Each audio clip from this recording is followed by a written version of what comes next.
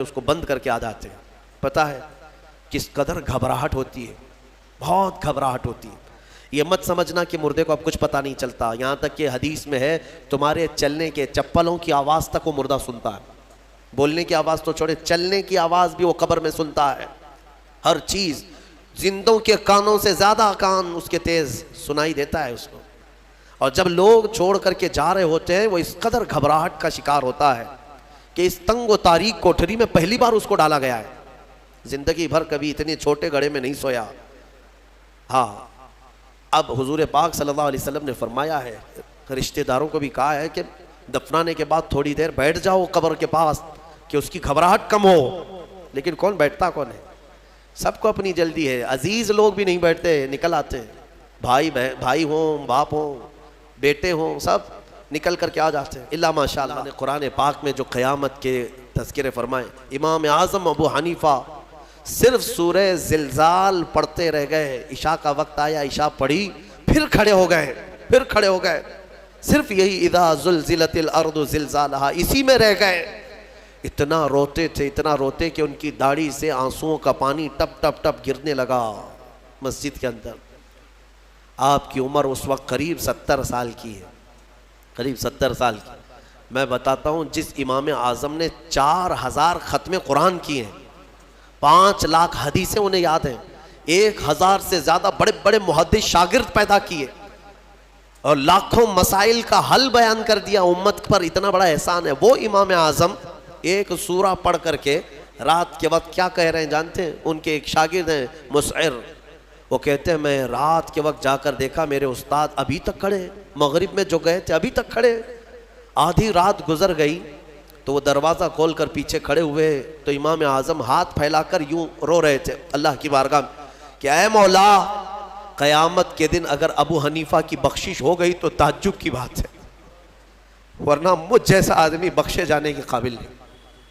امام اعظم کہہ رہے ہیں میری بخشش ہو گئی تو تعجب کی بات ہے, جس نے 4000 ختم قرآن کیے ہوں. اور پھر یوں کہتے ہیں مولا میرے پاس بخشے جانے کے لائق کچھ ہے نہیں سوائے سفید داڑھی کے, اور تو نے فرمایا ہے کہ سفید داڑھی والے کو عذاب دینے میں مجھے حیا آتی ہے, مولا میری سفید داڑھی کو دیکھ کر مجھے معاف کر دینا. یہ قرآن میں محو ہونے والوں کا انداز ہے. اور ہمارے ہاں برسوں ہو جاتے ہیں ہم خوف الہی سے نہ روتے ہیں نہ ہی ہمارے جسم ہلتے ہیں. ہمیں کس چیز کا غرور ہے؟ ہمیں کس چیز سے اتراؤ ہے؟ کیا ہے ہمارے پاس؟ دنیا کے جو سب سے اچھے لوگ تھے وہ صحابہ تھے. ایک بار وہ زور سے ہنس رہے تھے تو میرے آقا نے صرف ان کو اتنی بات پر پوچھا کیا تم سبوں نے قیامت کی تیاری کر لی؟ تو اتنی زور سے ہنستے کس بات پر ہو؟ صحابہ ہنسنا بند کر دی ہے.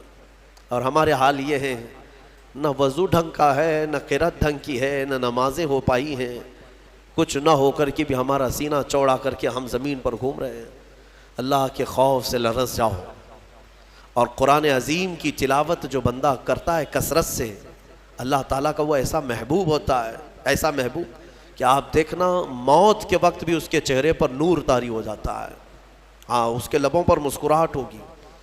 قرآن کثرت سے پڑھنے والے کی روح آسانی سے نکالی جاتی. امام احمد بن حنبل بڑے امام ہیں, فرماتے ہیں نزا کیا وقت تھا ان کے, اور اس وقت سے کوئی باہر آتا نہیں, لیکن اللہ تبارک و تعالیٰ جسے چاہے موت کے منہ سے نکالے. ان کے ساتھ ایسا ہوا کہ قریب موت کا وقت آ گیا اور سانس جو ہے پھڑکنے لگ گئی, ہلکی ہلکی ہو گئی, لگتا کہ اب روح نکلے گی, تب روح نکلے گی. اسی اثنا میں وہ کہتے ہیں کہ شیطان قریب آ گیا, شدت کی پیاس لگی تھی. اور شیطان, کس کی بات کر رہا ہوں؟ امام احمد بن حنبل کی. شدت کی پیاس لگی تھی اور وہ پانی لے کر قریب آیا اور بار بار مجھے اپنی طرف بلاتا تھا, کیونکہ پانی کے لیے آدمی کہیں پر بھی چلا جائے. وہ کہتے ہیں کہ مجھے اندازہ تھا کہ یہ ابلیس ہے, مجھے بہکا رہا ہے, لیکن پانی کی خواہش بھی ہے. اور اس کے بعد وہ آپ سے بحث کرنے لگا کچھ معاملات پر, موت کے قریب, جبکہ بولنے کی طاقت بھی نہیں. تو اچانک ایک خوبصورت نوجوان آیا, اس نے گھونسے مار مار کر کے شیطان کو بھگا دیا. شیطان بھاگ گیا، ڈر کر کے بھاگا۔ امام احمد بن حنبل کہتے ہیں مجھے سکون ہوا، کم سے کم اس کی شرارتوں سے بچ گیا۔ وہ نوجوان اتنا حسین تھا، بہت خوبصورت تھا۔ میں نے اس سے پوچھا کہ میں نے تجھے زندگی میں کبھی دیکھا نہیں، تو کون ہے؟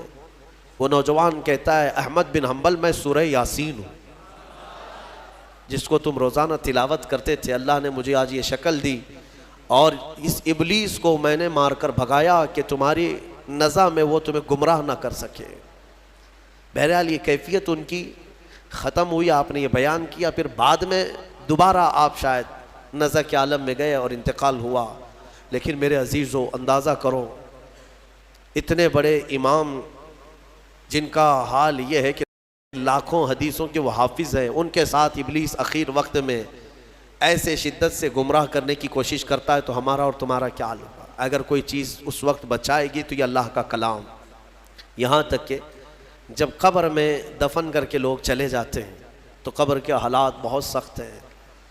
قبر بڑی چھوٹی ہے، ہم خود ہی کھودتے ہیں، جانتے ہیں کتنی قبر ہوتی ہے۔ اپنے مردوں کو آپ دفنا کر کے آتے ہیں، اتنی ہوتی ہے کہ کروٹ بھی نہیں لے پاتا مردہ، اور وہ بھی اس کو اتنا ٹائٹ کر کے نیچے پتھر یا اینٹ، یہ ڈھیلے سب رکھ کر کے قبلے کی طرف کر کے اس کو بند کر کے آ جاتے ہیں۔ پتہ ہے کس قدر گھبراہٹ ہوتی ہے، بہت گھبراہٹ ہوتی ہے۔ یہ مت سمجھنا کہ مردے کو اب کچھ پتہ نہیں چلتا، یہاں تک کہ حدیث میں ہے تمہارے چلنے کے چپلوں کی آواز تک وہ مردہ سنتا ہے۔ بولنے کی آواز تو چھوڑے، چلنے کی آواز بھی وہ قبر میں سنتا ہے۔ ہر چیز زندوں کے کانوں سے زیادہ کان اس کے تیز سنائی دیتا ہے اس کو۔ اور جب لوگ چھوڑ کر کے جا رہے ہوتے ہیں وہ اس قدر گھبراہٹ کا شکار ہوتا ہے کہ اس تنگ و تاریک کوٹھری میں پہلی بار اس کو ڈالا گیا ہے، زندگی بھر کبھی اتنے چھوٹے گڑھے میں نہیں سویا۔ ہاں، اب حضور پاک صلی اللہ علیہ وسلم نے فرمایا ہے، رشتہ داروں کو بھی کہا ہے کہ دفنانے کے بعد تھوڑی دیر بیٹھ جاؤ قبر کے پاس کہ اس کی گھبراہٹ کم ہو۔ لیکن کون بیٹھتا کون ہے؟ سب کو اپنی جلدی ہے، عزیز لوگ بھی نہیں بیٹھتے، نکل آتے ہیں، بھائی ہوں، باپ ہوں، بیٹے ہوں، سب نکل کر کے آ جاتے ہیں، الا ماشاء اللہ۔ لیکن اس اندھیری قبر میں جب لوگ قبرستان سے آ جاتے ہیں، عجیب و غریب آوازیں مردے کو سنائی دینے لگتی، زمین ہلنے لگتی ہے اور دونوں جانب سے دباتی ہے زمین۔ میرے آقا صلی اللہ علیہ وسلم نے فرمایا ان ضغطۃ القبر حق، قبر کا جھٹکا دینا حق ہے، ہر ایک کے ساتھ ہوگا۔ صحابی رسول سعد بن معاذ کے بارے میں حضور نے فرمایا ان کو قبر دبا رہی تھی۔ قبر سب کو دبائے گی، لیکن کچھ کو ایسے دبائے گی کہ ان کی ہڈی پسلیاں الگ ہو جائیں، اور کچھ کو محبت سے دبائے گی۔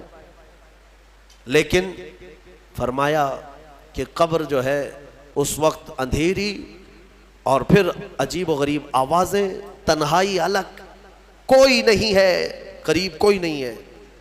اس وقت کچھ لوگوں کی قبر میں ایسا ہے کہ اچانک ایک نورانی شکل کا نوجوان سرانے کے پاس آ کر بیٹھتا ہے اور کہتا ہے میں تیرا دوست ہوں، تو گھبرا مت، میں تیری دوستی نبھانے آیا ہوں۔ مردہ پلٹ کر کے دیکھتا ہے، پوچھتا ہے تو کون ہے؟ تو کہتا ہے میں اللہ کا کلام قرآن پاک ہوں۔ قرآن مقدس رفیق بن کر، انیس بن کر قبر میں آتا ہے۔ میرے عزیزو، اس قرآن سے محبت کرو، اس قرآن سے محبت کرو۔ مجھے افسوس ہوتا ہے رمضان میں بھی کچھ لوگ ایسے ہیں جو قرآن سننا نہیں چاہتے، ان کو سال میں ایک بار ہی تو موقع ملتا ہے، ان موقعوں کو بھی گنوا دیتے ہیں، بازاروں کی زینت بنے رہتے۔ بازار کتنے بازار کرو گے، کتنے، سال بھر تو بازار کھلا ہے، کیا یہ تراویح پھر رمضان کے بعد ملنے والی ہے؟ ضائع کر دیتے ہیں۔ ایک تو تم حافظ قرآن ہو نہیں، قرآن گھر میں پڑھتے نہیں، ایک حافظ تمہارے ہاں آ گیا سنانے کے لیے اللہ کا کلام، اس کے لیے بھی پیچھے بھاگ جا رہے ہو، تو گویا کہ تم قرآن کے ساتھ بہت ناانصافی کر رہے ہو۔ قرآن کو پیٹ پیچھے ڈال چکے، اس کے حقوق نہیں ادا کرتے۔ گھروں میں جا کر کے دیکھو تو بہت اونچے طاق پر اس کو رکھ دیا ہے۔ قرآن پر تو اتنی دھول جمع ہوتی ہے کہ اتنی دھول نہ فریج پر نہ ٹی وی پر۔ ٹی وی اور فریج اور واشنگ مشین تو روز صاف ہو جاتے ہیں، قرآن پاک پر ہاتھ بھی نہیں لگتا۔ کیوں قرآن کے ساتھ یہ دوہرا سلوک ہے؟ یہی تو ہے میرے عزیزو، درس قرآن اگر ہم نے نہ بھلایا ہوتا، یہ زمانے نے زمانہ نہ دکھایا ہوتا۔ شاعر نے بہت اچھے انداز میں کہا، درس قرآن کو اگر ہم نے نہ بھلایا ہوتا، یہ زمانے نے زمانہ نہ دکھایا ہوتا. یہ سارے ہمارے اندر ہیں. اٹھو، آج بھی تمہارے پاس وقت ہے، قرآن کو پڑھو، سیکھو. اور میں کہتا ہوں آج کے دور کے مسلمان، سخت پکڑ ہوگی تمہاری. تمہارے پاس یہ عذر بھی نہیں ہے کہ اللہ کی بارگاہ میں کہیں گے کہ مولا پڑھانے والا کوئی تھا نہیں، سیکھنے کا کوئی ذریعہ تھا نہیں. آج تمہارے ہر ایک کے ہاتھ میں موبائل ہے، قرآن ہے، سینکڑوں قاریوں کی قرت ہے. انٹرنیٹ صرف گانے سننے کے لیے نہیں، قرآن سیکھنے کے بھی وہاں ذریعے موجود ہیں.